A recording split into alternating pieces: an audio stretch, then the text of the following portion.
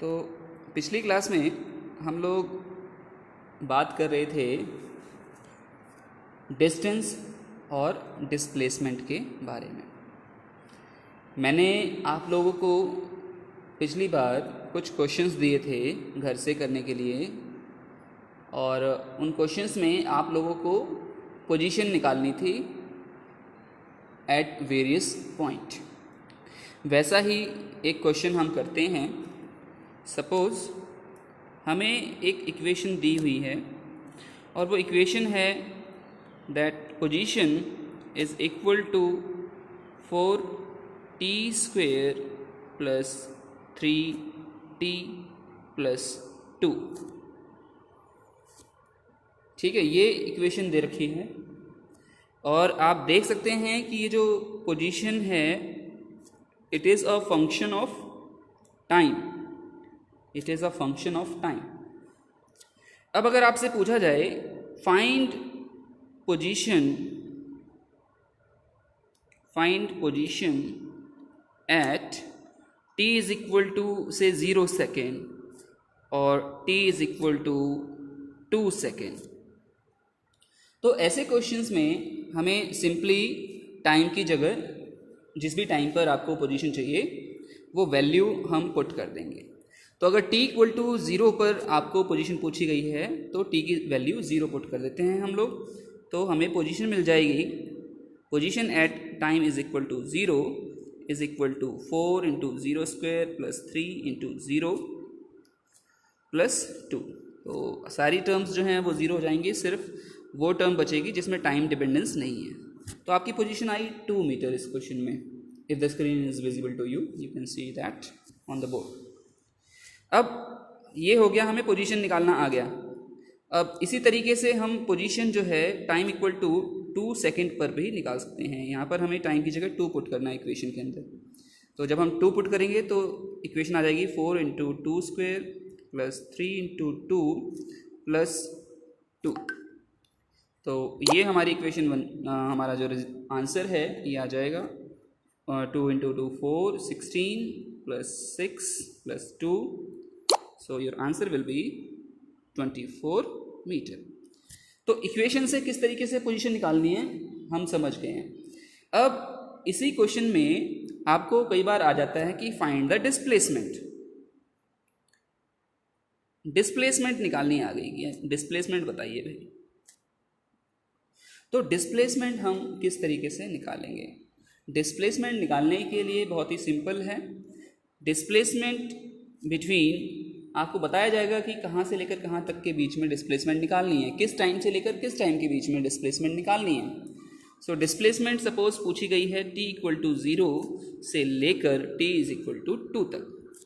तो ऐसे केस में हमें क्या करना है, पहले हमें पोजीशन एट 0 निकालेंगे, पोजीशन एट फाइनल टाइम निकालेंगे जो कि 2 दे रखा है, और उसके बाद आपकी जो डिस्प्लेसमेंट है ये हो जाएगा आपका फाइनल पोजीशन माइनस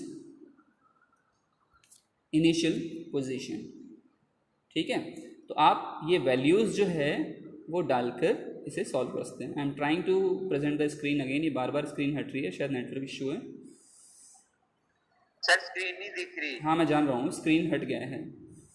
ठीक है, मैंने प्रेजेंट किया है तो देखते हैं। तो पोजीशन एट 2 हम ऑलरेडी निकाल चुके थे, it was 24। Position at 0 is 2, तो डिस्प्लेसमेंट हमें यहाँ से मिल जाएगा 22 मीटर। चलिए, तो अब हम डिस्टेंस और डिस्प्लेसमेंट जो है समझ चुके हैं। अब हम बात करते हैं नेक्स्ट फिजिकल क्वांटिटी की, और next physical quantity is speed and velocity. Speed और वेलोसिटी के बारे में भी आप कुछ बातें जानते हैं, कुछ डिफरेंसेस आप लोगों को ऑलरेडी पता हैं, और ये डिफरेंसेस जो हैं वो बिल्कुल सिमिलर हैं जो डिस्टेंस और डिस्प्लेसमेंट के बीच में होते थे।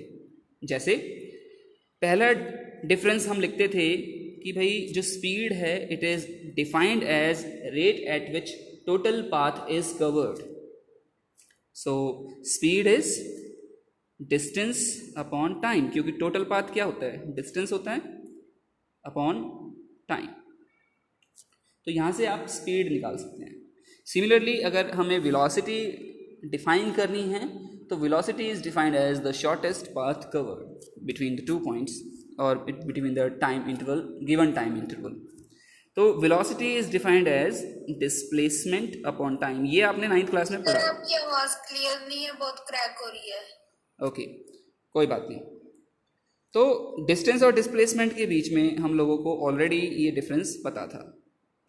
दूसरा जो डिफरेंस हम लोग जानते हैं डिस्टेंस और डिस्प्लेसमेंट के बीच, स्पीड और वेलोसिटी के बीच में, वो दूसरा डिफरेंस क्या है? Speed is a scalar quantity whereas velocity is a vector quantity. जैसे डिस्टेंस स्केलर है तो स्पीड भी स्केलर होगी, क्योंकि स्पीड जो है वो डिस्टेंस के ऊपर डिपेंड कर रही है और टाइम तो स्केलर है ही।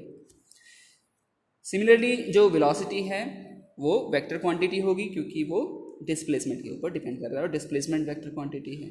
इसके बाद तीसरा आप डिफरेंस लिख सकते हैं जो डिस्टेंस के लिए लिखते थे। ये क्वेश्चन कभी नहीं आएगा आपको, डिस्टेंस और डिस्प्लेसमेंट के बीच में डिफरेंसेस आपसे कभी नहीं पूछे जाएंगे, do not worry about that. तो तीसरा आपका स्पीड जो है वो हमेशा पॉजिटिव होती है। वेलोसिटी पॉजिटिव भी हो सकती है, नेगेटिव भी हो सकती है और ज़ीरो भी हो सकती है, क्योंकि अगर डिस्प्लेसमेंट पॉजिटिव होगी तो वेलोसिटी भी पॉजिटिव होगी। डिस्प्लेसमेंट अगर ज़ीरो है तो वेलोसिटी भी आपकी उस केस में ज़ीरो हो जाएगी, ठीक है। And last you can say कि जो आपकी स्पीड है it will always be greater than equal to velocity, जैसे आपका डिस्टेंस हुआ करता था कि डिस्टेंस जो है वो हमेशा वेलोसिटी और डिस्टेंस हमेशा डिस्प्लेसमेंट से बड़ा होता था या एट द मोस्ट बराबर हो जाता था।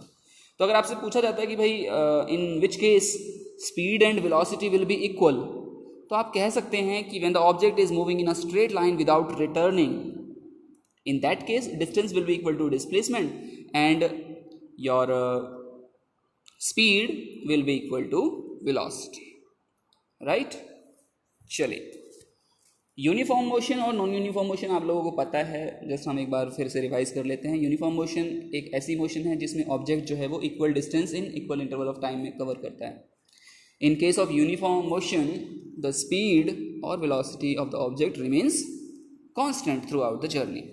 जबकि अगर हम नॉन यूनिफॉर्म मोशन की बात करें तो नॉन यूनिफॉर्म मोशन में the object will not cover equal distance in equal interval of time. In here the speed और velocity will change from time to time.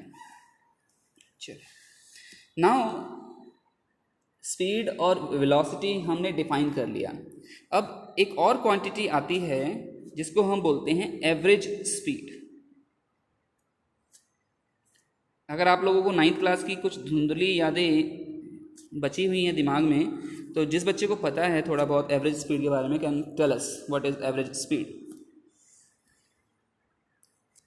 और एवरेज स्पीड का concept क्यों ज़रूरी है, हम क्यों एवरेज स्पीड की बात करते हैं? एनीवन?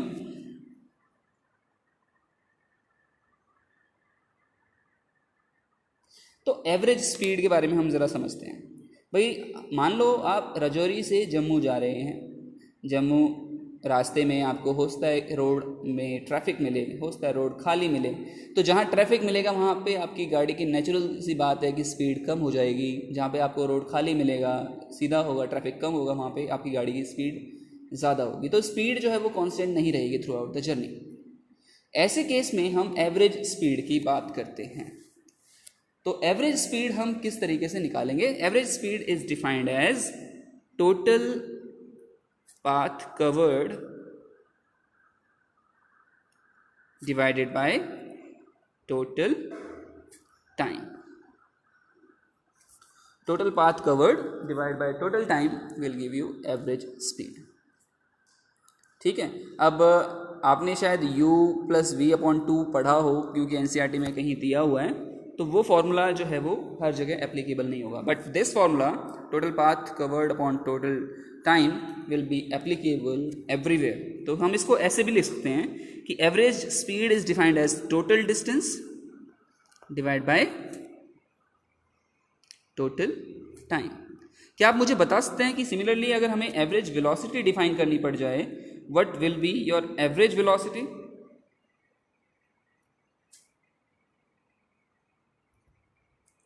एवरेज वेलोसिटी क्या होगी? displacement by total time. Correct. It will be defined as total displacement divided by total time. बहुत ही सिंपल है. चलिए, अगर आपको ये कॉन्सेप्ट समझ में आ गया है एवरेज स्पीड और एवरेज वेलोसिटी का, तो एनसीईआरटी से हम एक क्वेश्चन ट्राई करते हैं. ठीक है, तो सभी बच्चे अपनी एनसीईआरटी में ये क्वेश्चन देखेंगे. शुरू में ही है ये एग्जाम्पल.